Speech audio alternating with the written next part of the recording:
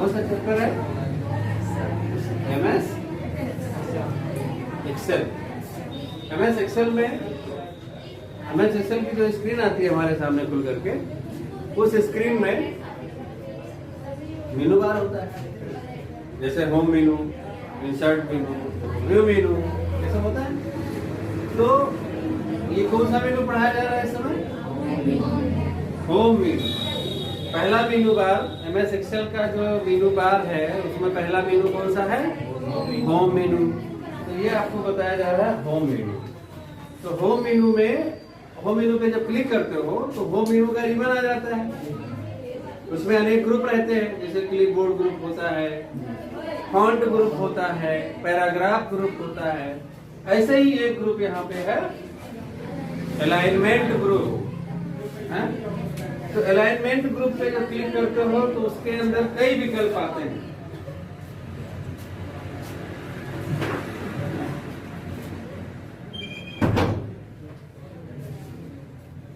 Alignment पे जब click करोगे तो अलाइनमेंट के कई ऑप्शंस आते हैं।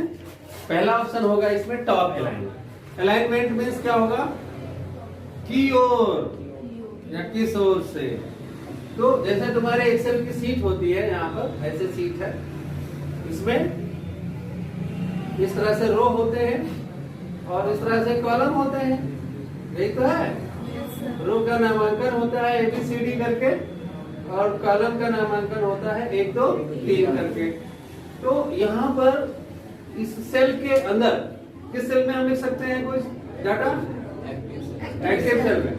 तो एक्टिव सेल, मान लो कि ये सेल हमारा एक्टिव है। इस एक्टिव सेल के अंदर हमें जो भी अक्षर लिखना है या नंबर लिखना है वो किस ओर से लिखना है, किस ओर से लिखना है, वो होता है अलाइनमेंट। तो पहला इसमें है टॉप अलाइन, यानी इसके अंदर अगर आपने कोई डाटा लिखा, थोड़ा सा और बड़ा हम बना देते हैं, इसके अंदर हमने कोई डाटा लिखा,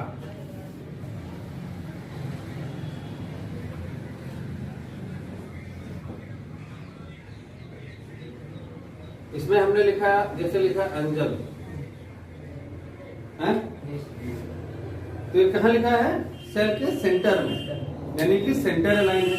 हम चाहते हैं कि ये जो अंजल शब्द है ये इस सेल में ऊपर की ओर चला जाए, इसी सेल में रहे लेकिन वो ऊपर की ओर चला जाए, तो उसको बोलेंगे टॉप अलाइन। तो इसको सिलेक्ट कर लो। अब सिलेक्ट क्या करना है अलग से, वो तो सेल एक्टिव नहीं है, तो एक्टिव सेल है। उसके बाद जब टॉप अलाइन पे क्लिक करोगे तो ये जो अंजल यहाँ सेंटर में लिखा हुआ था या बॉटम पे लिखा हुआ था, तो कहाँ चला जाएगा? ये क्या होता है? Top align. Activate this option for adjust data of the cell at the top of the cell, यानी कि सेल के अंदर जो डाटा है उस डाटा को सेल में ऊपर की ओर एडजस्ट कर देना है, वो होता है टॉप अलाइन। इसी प्रकार से है middle align. Middle line means ये जो अक्षर है, ये जो शब्द है, इस शब्द को सेल के बीचों बीच में लिखना है, तो क्या करेंगे? सेल एक्टिव है ही है, इसको कहाँ पे क्लिक करेंगे? Middle line. तो अंजल यहाँ पे लिख के आ जाएगा, यानी कि सेल के बीच में लिख के आ जाएगा, तो मिडिल लाइन है। इसी प्रकार से तुम्हारा एक आएगा बॉटम लाइन, यानी कि उसके अंदर जो डाटा लिखा हुआ है, जो शब्द लिखा हुआ है, वो कहाँ आए? बॉटम पर आए। तो यहाँ पे अंजल, ठीक है, तो ये बॉटम अलाइन हो गया, तो इसको बोलते हैं अलाइनमेंट। फिर आते हैं ओरिएंटेशन। ओरिएंटेशन में ये होता है कि with the help of this option, इस विकल्प की सहायता से वी कैन सेट, हम सेट कर सकते हैं selected data in the cell, cell के अंदर जो डाटा है उसको हम सेट कर सकते हैं एट वांटेड एंगल।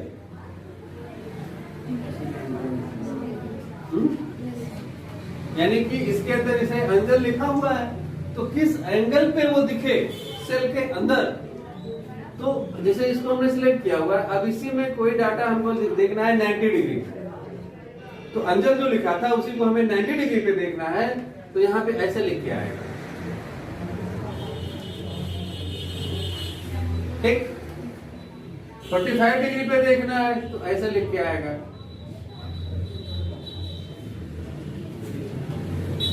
है? तो किस एंगल में हमें उस सेल के अंदर जो डाटा है उसको डिस्प्ले कराना है, वो होता है आपका ओरिएंटेशन। फिर आता है अलाइन टेक्स्ट। जैसे अभी आपने देखा अलाइनमेंट में कि पूरा जो शब्द है, तो अलाइन टेक्स्ट में हमें सेल के अंदर जो डाटा है उस डाटा को किस ओर से लिखना है। ये एमएस वर्ड में भी था अलाइनमेंट, है ना, left align, right align, middle align, ये सब था। तो वैसे ही यहाँ भी अलाइनमेंट होता है। तो टेक्स्ट अलाइनमेंट पहला है कंट्रोल प्लस यल, यानी कि अलाइन टेक्स्ट लेफ्ट। जो भी अक्षर हमें लिखना है सेल के अंदर वो बाईं ओर से लिखा जाए। तो हम लोग तो हिंदी में या इंग्लिश में बाईं ओर से ही कोई अक्षर लिखते हैं, तो यहाँ पे बाईं ओर से लिखना है।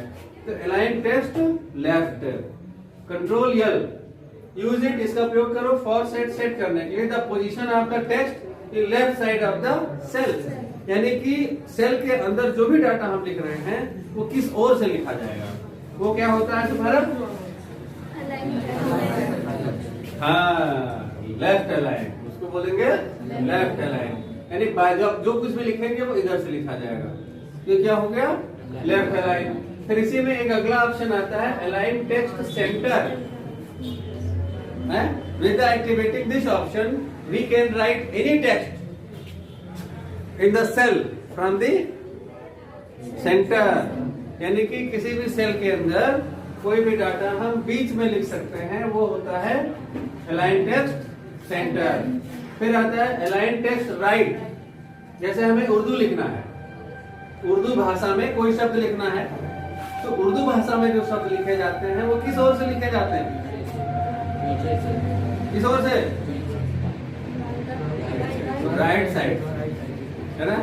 तो राइट साइड से लिखे जाते हैं। तो अगर हमें उर्दू, अरबी या फारसी भाषा लिखनी है, फारसी भाषा के अक्षर लिखने हैं, तो उसके लिए फिर इसमें अगला ऑप्शन आता है इंक्रीज और डिक्रीज इंडेंट।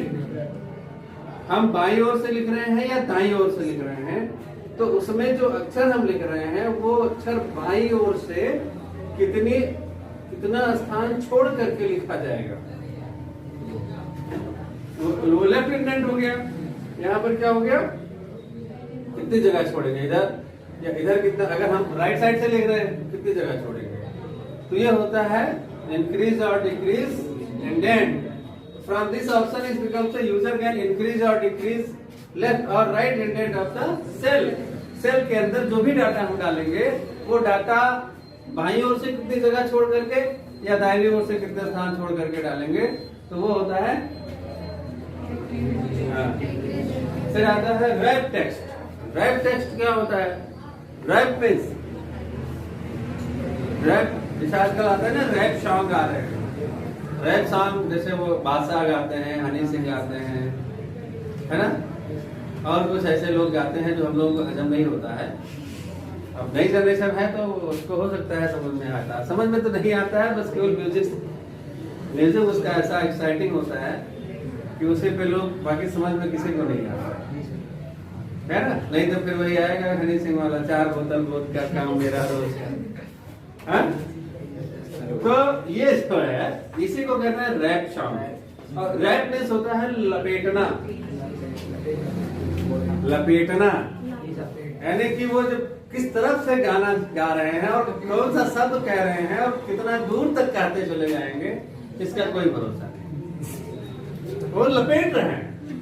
जैसे कोई बात को बहुत लंबा खींच करके जब बात करते हैं तो बोलते हैं ना कि लपेट रहे हैं, और उसमें सब झूठ है, सही बात नहीं है, झूठ को लपेट रहे हैं। तो उसी को कहते हैं रैप टेक्स्ट। तो एक्टिवेट इट, इसको सक्रिय कीजिए फॉर राइट, लिखने के लिए एनी टेक्स्ट इन कॉलम, किसी भी कॉलम के अंदर कोई भी टेक्स्ट आप लिख सकते हो। Each entry set and automatically in same row, और उस सेल के अंदर जो भी डाटा हम डालेंगे वो सारे डाटा अपने आप वहां से एडजस्ट हो जाएंगे।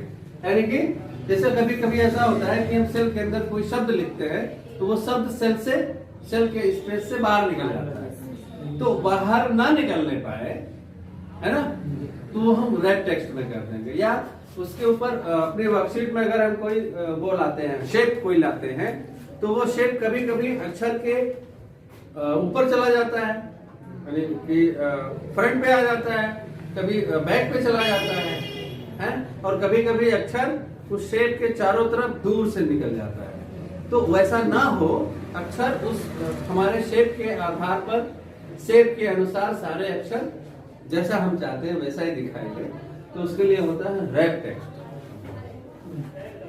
ठीक।